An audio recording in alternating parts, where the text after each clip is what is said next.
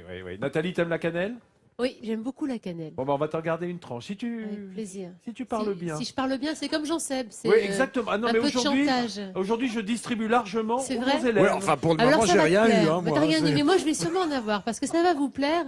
C'est l'histoire d'un changement de vie, celui de Marie-Josée Deck, qui est à Lutterbach et qui a choisi de sortir des cosmétiques industriels. Tout ce qu'on se met sur le visage, on ne sait pas ce que c'est. Avec Marie-Josée, on le sait car elle fabrique des cosmétiques aux huiles essentielles et aux hydrolats. Kezako, réponse.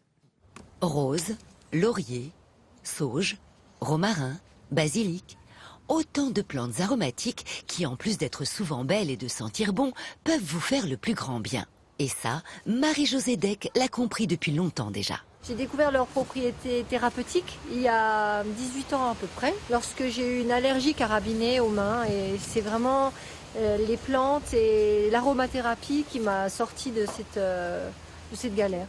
De ce remède miracle qu'il a sorti d'affaires, elle a décidé d'en faire son métier. Après 3 ans de formation en Suisse, elle crée son entreprise, proposant des formations, des conseils et des produits à la vente. Mais évidemment, pour son travail, elle a besoin de bien plus que les seules plantes de son jardin.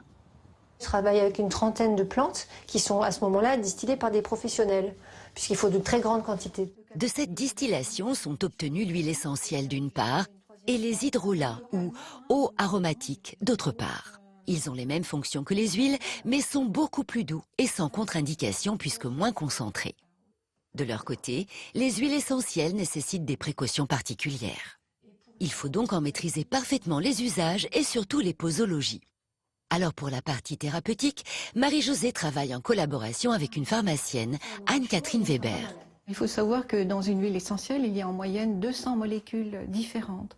Donc c'est un potentiel énorme par rapport aux remèdes de synthèse qui généralement ont 2-3 molécules. Avec 12 huiles essentielles, on peut créer une centaine de synergies qui permettent par exemple de traiter 300 pathologies différentes.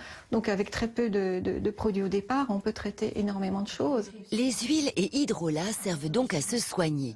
Mais leurs nombreuses propriétés ont donné une idée ingénieuse à Marie-Josée. J'ai créé et déposé un procédé qui permet de remplacer 10 produits cosmétiques, les principaux, crème de jour, crème de nuit, lait démaquillant, etc. Au repas, quelles sont les huiles que vous consommez? Mais le rôle de Marie-Josée n'est pas seulement de rendre la peau belle et fraîche. Elle propose aussi des consultations à domicile. Céline a besoin de ses conseils pour un problème de boutons. À ce moment-là, on va travailler avec l'hydrolat de sauce clarée que vous allez consommer par voie interne. La logique voudrait que pour soigner ses boutons, Céline s'applique une pommade ou tout autre produit directement sur le visage. Mais cet hydrolat, elle va devoir l'avaler. Car ce type de pratique repose sur le fait que ce qui fait du bien à l'intérieur agit également à l'extérieur. Et Céline mise beaucoup sur ce procédé. J'ai consulté beaucoup de médecins généralistes et dermatologues pour les problèmes de peau que je rencontre depuis 6 ans. Et malheureusement, rien ne fonctionne. Et j'ai vraiment envie de trouver la cause et de le faire naturellement, sans produits chimiques. Les vertus de ces huiles et hydrolats sont reconnues depuis l'Antiquité. Et cela relève certainement du bon sens de les utiliser à bon escient. Finalement, c'est pas mal le bon sens, hein, quand on y réfléchit. Bien. Mais c'est vrai qu'on est toujours à la recherche de quelque chose de plus naturel, où on a toujours peur d'avoir des effets secondaires avec toutes les crèmes et tout ça. Donc ça, je trouve ça très intéressant. Oui, et puis il y a tellement de produits chimiques issus de la pétrochimie dans les cosmétiques. Et on le sait aujourd'hui, tout passe dans la peau, notamment quand on est enceinte. Il faut faire très attention à ce qu'on Et se tu met disais sur qu'il le faut faire visage. attention, mais sur Internet, on trouve de plus en plus de tutos qui vous montrent comment faire ces hydrolats tout seul. Alors j'imagine qu'il y a des règles à suivre, notamment pour la conservation, des règles d'hygiène. Alors justement, on va voir ce que Marie-Josée nous a concocté. C'est la préparation d'une petite crème pour le visage. Et regardez, c'est assez simple. Nathalie, ça va peut-être répondre à ta question parce que finalement, on a presque l'impression d'un atelier pâtisserie cuisine. Hein. Regarde, Ce sont des cours qu'elle donne pour nous apprendre. Absolument, on peut aller avec Marie-Josée apprendre à fabriquer soi-même. Et c'est finalement le domaine de la distillation, tu vois Nathalie. C'est vrai. Pour récupérer des hydrolats, c'est un petit peu comme le principe des huiles essentielles plus simplement. Et du coup, on peut fabriquer soi-même soi-même ces petites fioles et se faire toutes ces petites émulsions qui nous permettent de résister soit au froid, soit au chaud, au vieillissement, etc. Nathalie, les huiles essentielles, ça doit s'utiliser avec précaution. Par exemple, oui. quand on est enceinte ou pour les enfants, Oui. c'est pas génial. Est-ce que l'hydrolat, c'est pareil? Non, l'hydrolat, c'est vraiment beaucoup plus léger puisqu'on peut se le pulvériser. C'est de l'eau, finalement, l'hydrolat. Alors que les huiles essentielles, c'est bourré de principes actifs. Il faut faire vraiment attention et bien suivre les recommandations. Il y en a plein quand on manipule des huiles essentielles. Et je crois que les hydrolats, on peut l'ingérer également. Prendre une petite cuillère de temps en temps pour purifier son corps, contrairement aux. Tiens, je vais demander à essentielles. Marie-Josée, on peut les ingérer, les hydrolats, Marie-Josée? Bien sûr. Ah, ouf. Ça répond à ta question.